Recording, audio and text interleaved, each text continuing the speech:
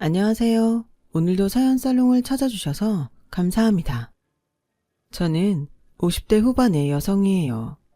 저는 얼마 전 친정 엄마를 하늘나라로 보내게 됐어요.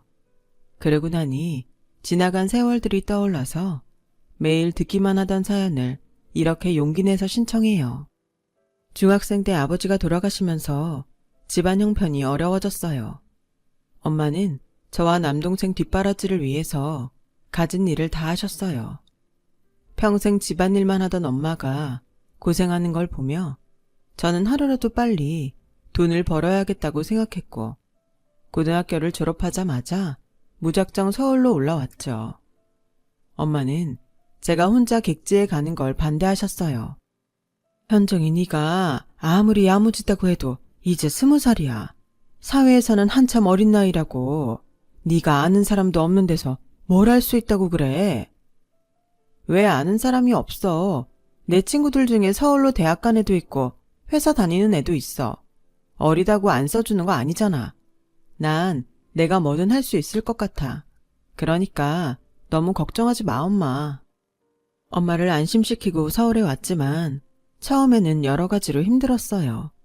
서울에서 대학 간 친구가 자기 삼촌네 회사를 소개해줘서 막내 격리로 들어갔는데 온갖 잡일을 하다 보니 서러울 때가 많았어요. 가끔은 다 접고 엄마한테 돌아가고 싶을 때도 있었어요.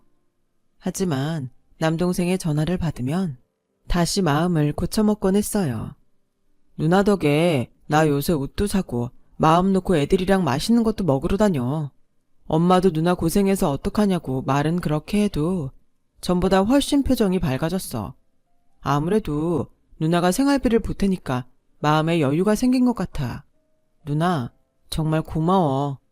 라는데 힘들게 돈을 벌어서 집에 보낸 보람이 느껴지더라고요. 저는 그렇게 2년을 버티다가 저처럼 계약직으로 일하는 다른 부서 선배 언니의 권유로 보험 설계사가 되기로 했어요.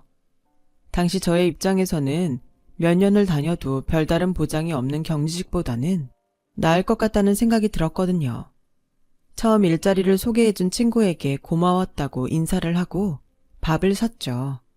친구는 제 사정을 잘 알고 있어서 다 이해해줬어요.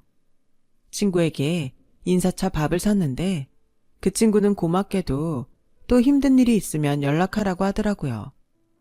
저는 본격적으로 교육을 받고 보험 설계사 일을 시작했어요. 처음에는 선배들을 따라다니면서 실무를 배웠고 어느 정도 시간이 지난 후부터는 혼자서 일을 했어요. 처음에는 이전 회사분들 통해서 실적을 쌓았지만 계속 아는 사람들한테 기댈 수는 없었어요. 회사가 많은 지역을 찾아가서 주변 상인들이나 지인들에게서 정보를 최대한 얻고 그 다음에 직장인들에게 맞는 보험들을 추천했어요.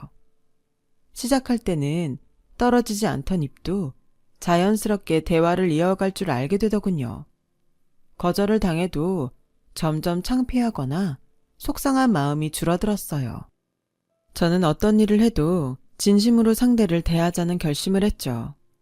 처음 만난 사람이어도 그 사람의 이야기를 잘 들어주고 힘든 일에는 진정성을 담아서 걱정해주곤 했습니다.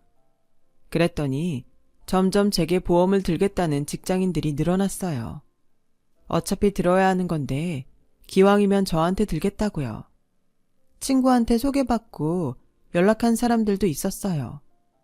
저의 실적은 점점 좋아졌고 회사에서 격려금도 받고 동료들 부러움도 샀어요.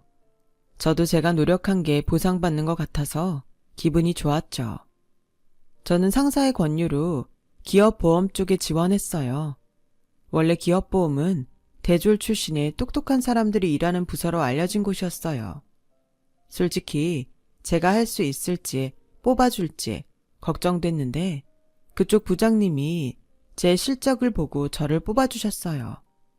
저는 거기 있던 직원들에게 뒤지지 않기 위해서 열심히 노력하고 배웠어요. 그러다가 꽤 탄탄한 기업의 보험 일을 맡아서 3개의 보험을 한꺼번에 계약하게 되었어요. 덕분에 저를 보는 부서 사람들의 눈도 달라지더군요. 그때 특히 저를 눈여겨봤다며 다가온 사람이 있었어요. 다른 사람들이 저를 인정하지 않을 때도 차별 없이 대해주던 사람이었어요. 보험 실적은 눈에 띄게 좋은 건 아니었는데 사람들과는 별 탈 없이 잘 지내더라고요. 김현정 씨는 역시 탁월한 것 같아요. 오늘 제가 특별히 대접하고 싶은데 괜찮으시죠? 라며 대답할 겨를도 없이 사람을 휘두르더라고요. 저도 보험일 하면서 사람 상대하는 데에는 자신이 있었는데도 어떻게 그 사람한텐 휩쓸리게 됐어요. 저 김현정 씨하고 잘해보고 싶어요. 저 정도면 나쁘지 않잖아요. 남자친구가 같은 부서 대리면 사람들도 함부로 못할 거고요. 아무리 그래도 갑자기 밥 먹자고 해서 나온 자리인데 저는 당황스럽네요. 대리님이 저를 그렇게 생각하시는지도 몰랐고요. 다짜고짜 저한테 사귀자고 하는 그 사람에게 거리를 뒀어요. 하지만 그 사람은 끈질기게 저에게 접근을 했고 실적이 쌓이자 저를 대하는 게 달라지기는 했지만 여전히 고졸인 저를 차갑게 보는 부서 사람들 속에서 저는 결국 그 남자에게 마음을 내주고 말았네요. 처음부터 저를 차별 없이 대해줬던 사람이어서 저도 점점 마음이 가는 게 사실이었어요. 그 남자와 연애를 하면서 일만 하던 생활에서 벗어났어요. 극장도 가고 교회에 있는 맛있는 집도 가면서 일하고 돈 벌어서 집에만 보냈던 단조로운 일상이 변했죠. 그게 나쁘지 않으면서도 한편으로는 불안했어요. 내가 즐기고 노는 시간 동안 엄마와 동생은 고생하고 있을 것 같았거든요. 그래서 평소에는 더 일에 몰두했고 회사를 상대로 어떻게 보험 계약을 따낼지 더 많이 연구하게 되더라고요. 제가 그렇게 하니 남자도 덩달아 옆에서 제 노하우를 보게 됐고 그 덕에 저와 남자는 한 번에 2회사씩 계약을 성사해서 나란히 이달의 사원이 되기도 했어요. 현정이 만나고부터는 안 되는 일이 없는 것 같아. 우리 진짜 천생연분인가 봐. 그러니까 그냥 결혼하자. 라며 처음 저한테 다가왔을 때처럼 뜬금없이 결혼 얘기를 했어요. 저는 전처럼 펄쩍 뛰지는 않고 생각할 시간을 달라고 했어요. 저희 집을 생각하면 제가 결혼하는 게 더 좋을 것 같았어요. 하지만 남자 집에서 저를 좋아할지 걱정이 됐거든요. 그런 쓸데없는 걱정을 왜 해? 우리 엄마 그렇게 꽉 막힌 사람 아니야. 아버지 작년에 돌아가셔서 외로운데 집에 사람 들어와서 잘 됐다고 하실 뿐이니까 마음 놔도 돼. 라고 자기만 믿으라는 말에 저는 그러자고 했어요. 지금 생각해보면 그 말을 믿고 싶었던 것 같아요. 그만큼 저도 의지할 사람을 찾았던 것 같기도 하고요. 집에 인사하러 가서 만난 시어머니는 따뜻하진 않았지만 시원시원해 보였어요. 사람 사는 게 다 똑같지 뭐. 암만 좋은 대학을 나오고 집안이 어떻다 해도 돈 못 벌면 다 소용없는 거야. 돈 잘 벌고 시댁에 잘하면서 살면 누가 뭐라고 하니? 니네 하고 싶은 대로 하면서 살아. 라는데 시원시원하게 하고 싶은 말 하는 게 남자하고 똑같더라고요. 남자한테는 여동생이 있는데 결혼하고 난 뒤부터 왕래가 없다고 했어요. 저는 결혼하더라도 크게 부딪히면서 살 일은 없겠다고 생각했죠. 엄마도 남동생도 제가 남자와 인사하러 가자 따뜻하게 맞아줬고요. 하지만 남동생은 나중에 저를 따로 불러서 남자가 볼 때는 믿음직하지 않다며 걱정했지만 괜찮을 거라고 불안해하는 동생을 다독였어요. 결혼하고 처음에는 그럭저럭 잘 지냈어요. 그러다가 어느 날 회사에서 제게 그만두거나 일반 부서로 옮기라는 압력이 들어왔어요. 결혼했는데 남편과 같은 부서이고 제가 집안일로 회사 행사에 빠지는 일이 늘어나다 보니 그런 것 같았어요. 당신이 정 회사 그만두고 싶지 않으면 전처럼 일반인 대상으로 해도 되잖아. 당신이 관리하던 회사들은 나한테 넘겨도 되고 우린 가족이잖아. 저는 제가 관리하던 회사들을 남편에게 모두 넘기고 일반 부서로 옮겼어요. 그때부터 남편은 집에 늦게 들어오는 날이 많아졌어요. 관리하는 기업들이 늘고 접대도 해야 된다는 거였지만 저도 같은 일을 해봤기 때문에 남편이 이리저리 핑계를 대며 집에 들어오지 않는다는 걸 눈치채고 있었어요. 그러다가 회사 동료였던 직원이 저한테 전화가 왔어요. 제가 일반 부서로 옮긴 다음부터 남편이 계속 제가 넘긴 거래처 중 여자 과장하고 다니는 걸 여러 명 봤다는 거였어요. 당시 저는 엄마 건강이 많이 안 좋아지셔서 고민이 많을 때였거든요. 사흘 만에 집에 들어온 남편에게 엄마가 건강이 안 좋으신데 내 동생도 제대하려면 몇 달 있어야 되고 제대로 돌봐드릴 수가 없어서 내가 모셔오려고 해. 괜찮지? 우리 집에 모신다는 거 아니지? 당신 어머니니까 당신이 알아서 하는데 나까지 불편하게 하지는 마. 내가 당신하고 사는 거지. 당신의 식구들하고 살아야 되는 건 아니잖아. 그렇게 따질 거면 어머니 생활비도 당신 월급에서만 드려. 왜 내 월급으로 당신 어머니 생활비를 줘야 돼? 야, 또 치사하게 그런 식으로 나오냐? 너는 결혼해서 우리 집안 사람이잖아. 요즘 같은 시대에 누가 그런 말을 하는데? 그래서 당신은 땡땡 기업 윤미정하고 보란듯이 돌아다녀? 남자가 밖에서 일하다가 보면 만나서 어울릴 수도 있지 뭘 그래? 그건 내 자유야. 알았으니까 당신이 어머니 모셔오든 말든 마음대로 하고 내가 누굴 만나고 다니든 신경 쓰지 마. 그렇게 말하곤 도로 집을 나가버리는데 저렇게 당당하게 나오는 게 더 기가 막혔어요. 거기다가 시어머니는 한술 더 떠서 남자가 화통하고 성격 좋으면 여자들도 따르고 그러면 자연히 만남도 갖고 할 수 있는 거야. 넌 어떻게 조선시대 여자처럼 코리타분한 생각을 하면서 사니? 우리 재홍이가 너처럼 그랬으면 너 같은 애 만나기라도 했겠니? 애가 능력이 좋아 그런 걸 갖고 피곤하게 구는 거 아니야. 어머니, 그게 어떻게 그 사람 능력이에요. 제가 관리하던 회사들 넘겨받아서 하는 거잖아요. 저는 부서 옮겨서 처음부터 다시 시작해야 되는데 그 사람은 손 안 대고 코 푼 거라고요. 가족끼리 그런 걸 일일이 따지고 사니? 너 안 그렇게 봤는데 상당히 피곤한 사람이다. 아니, 시골에서 어수룩하게 자라서 순진할 줄 알았더니 아주 상여우야. 그리고 니네 어머니 일은 네가 알아서 해. 괜히 우리 재홍이 신경 쓰게 하지 말고 그냥 조용히 처리하라고. 어머니, 제 엄마고요. 어머니한테 사부인이에요. 말씀은 좀 가려서 해주시면 좋겠네요. 저한테 감정이 안 좋으신 것 같은데 그렇다고 친정 어머니한테까지 말을 함부로 하는 건 아닌 것 같아요. 야, 이제 네가 날 가르치려고 드냐? 네가 그렇게 똑똑해? 시골 고등학교밖에 못 나온 주제에 어디서 이래라 저래라야. 삿대질을 하며 막말을 하더군요. 그래도 그건 참을 수 있었어요.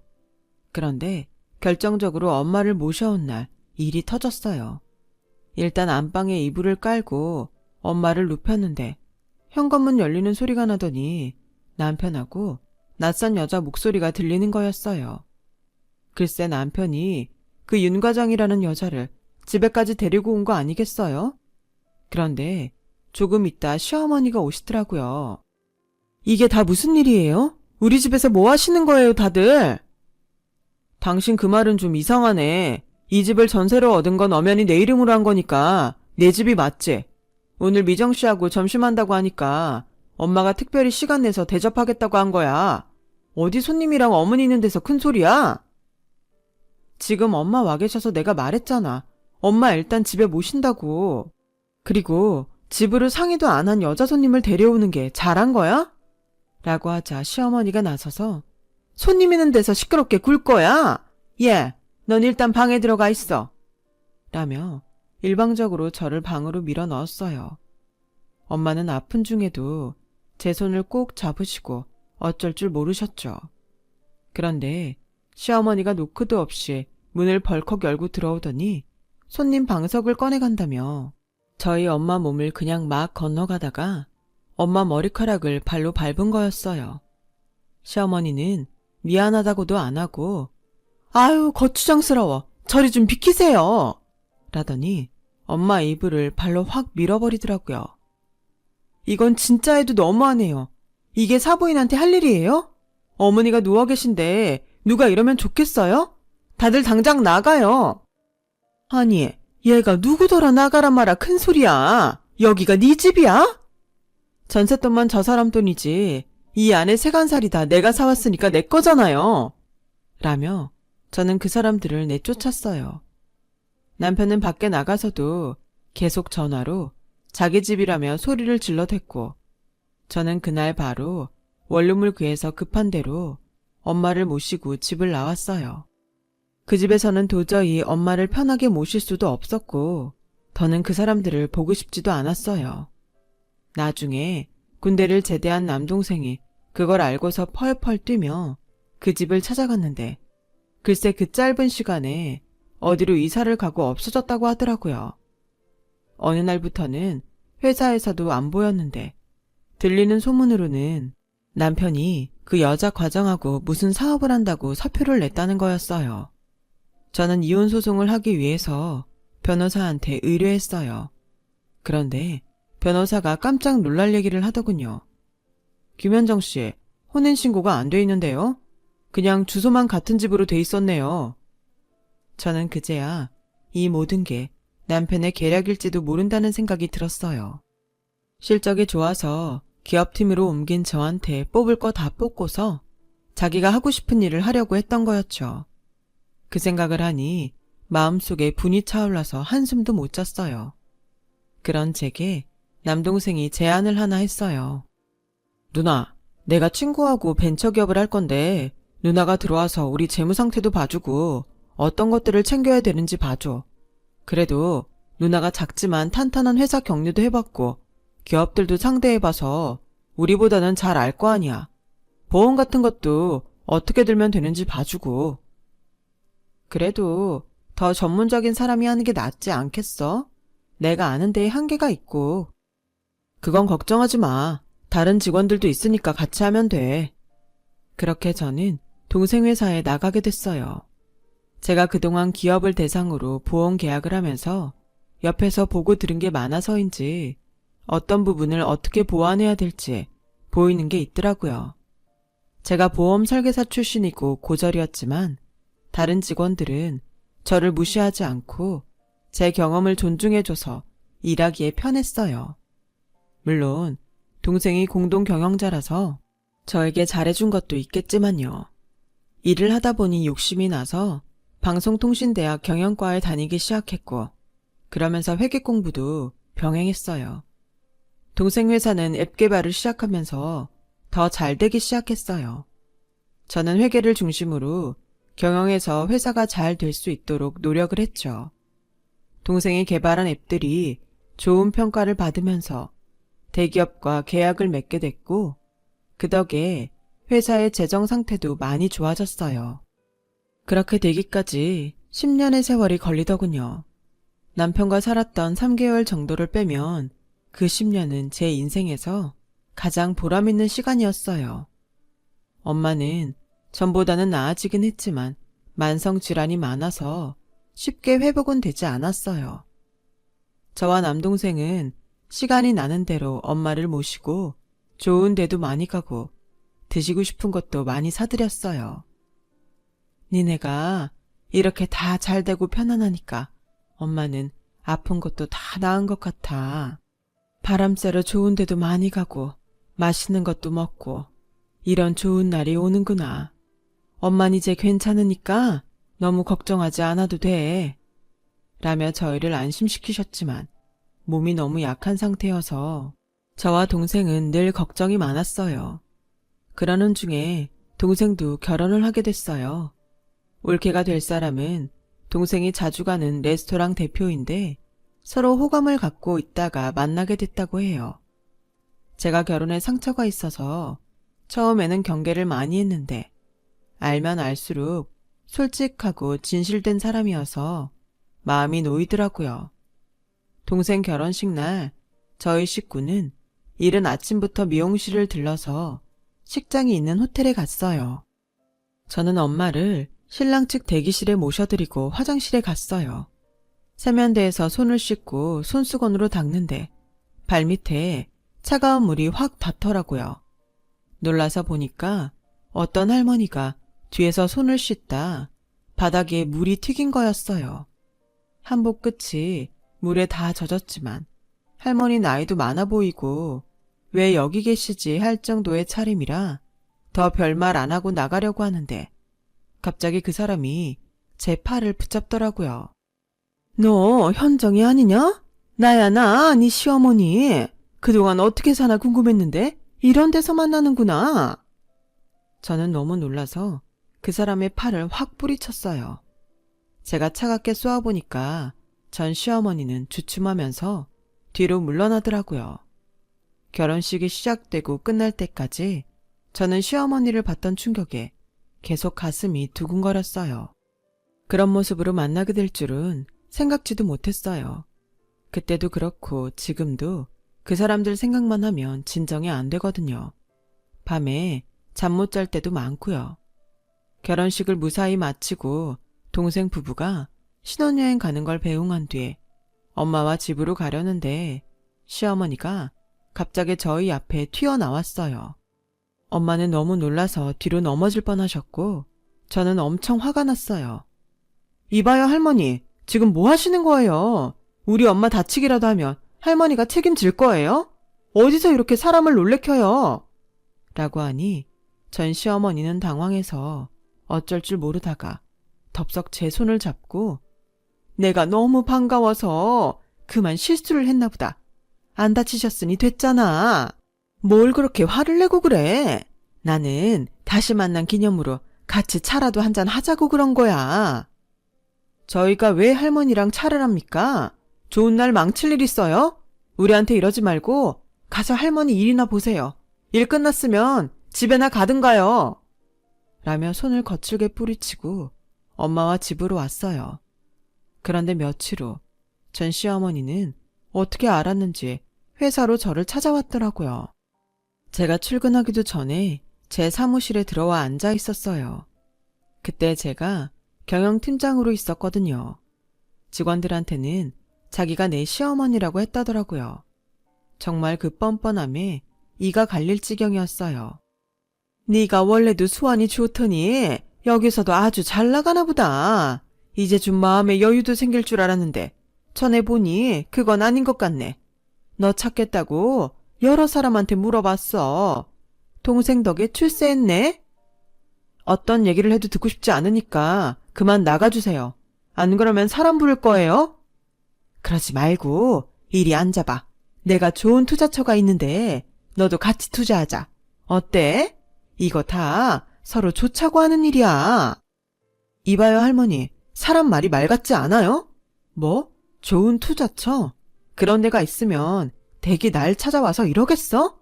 어디서 또 사람 등골 빼먹으려고 수작이야. 내가 진짜 경찰 불러야 정신 차리겠어요? 라며 소리를 꽥 지르니까 밖에 있던 직원들도 놀라서 쳐다봤어요. 시어머니는 갑자기 비굴한 표정으로 네가 예전 일로 속상한 건 이해한다. 그래도 나는 좋은 일로 찾아왔는데 이러는 건 좀 아니잖니? 너도 이제 부장씩이나 됐는데 좀 이성적으로 대화해보자고. 내가 부장 되는데 댁이 보태준 거 있어? 그리고 좋은 일? 그 좋은 일을 하는데 이 모양으로 차려입으셨나? 당신 성격에 돈 좀 만지면 이 꼴이 말이나 돼? 주렁주렁 달고 다녔겠지. 그리고 당신이 잘 살면 날 이렇게 보자고 할 일도 없겠지. 제가 화를 내자 직원들이 제 방 앞에서 웅성거렸어요.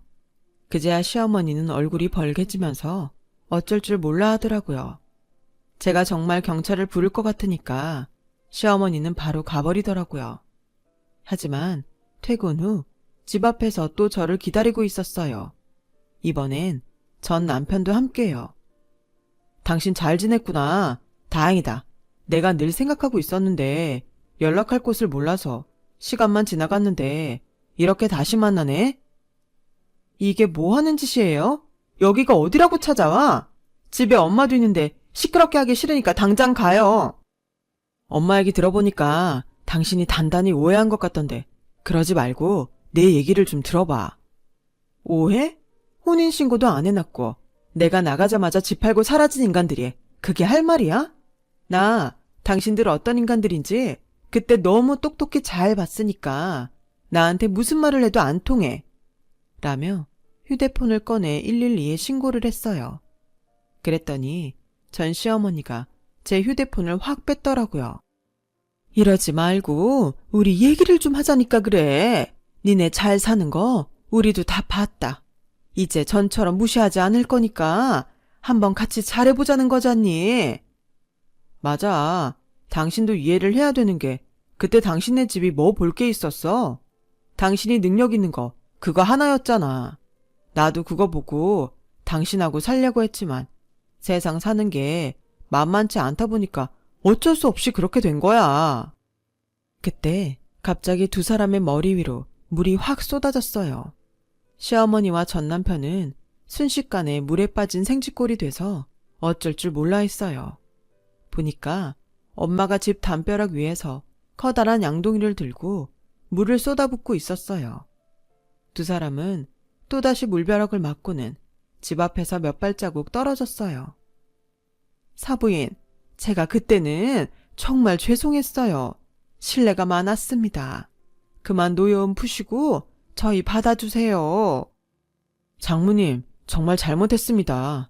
여보, 내가 진짜 미안했어. 이렇게 화나 있을 줄 몰랐어. 미안해, 응? 라고 하자 엄마는 양동이까지 그 사람들한테 집어 던지시고 이 뻔뻔한 짐승만도 못한 인간들아. 니네가 사람이면 이럴 수가 없지.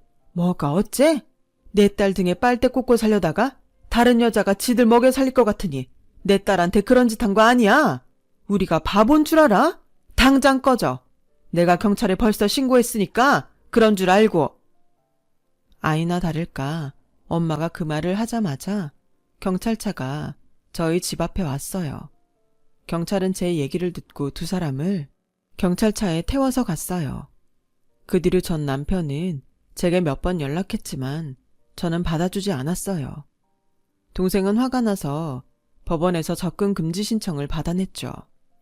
알고 보니 전 남편은 그 여자와 사업을 하다가 망했고 여자는 다른 남자와 바람이 나서 나가버렸다고 해요. 전 남편은 공장에 나가고 시어머니는 허리 때문에 일도 못하시는데 다단계 같은 설명회에 간 날 저와 만난 것 같더군요. 그런 걸 투절합시고 저를 또 끌어들이려 하다니. 참, 그런 일들도 엄마가 돌아가시고 나니 그때 일들이 정말 다 꿈처럼 느껴지네요. 저는 결혼 안 하고 혼자 살면서 조카들을 자식처럼 사랑하면서 살고 있어요. 언젠가 좋은 사람도 만나게 될 테고 그런 기대도 있지만 아직 결혼까지는 회의적입니다. 제 긴 얘기 들어주신 분들 모두 건강하시고 행복하세요. 다들 좋은 하루 되시고요. 감사합니다. 여러분, 사연 댓글에 응원과 현명한 조언 부탁드려요. 좋아요와 구독은 저에게 큰 힘이 됩니다. 오늘도 좋은 일 가득하세요.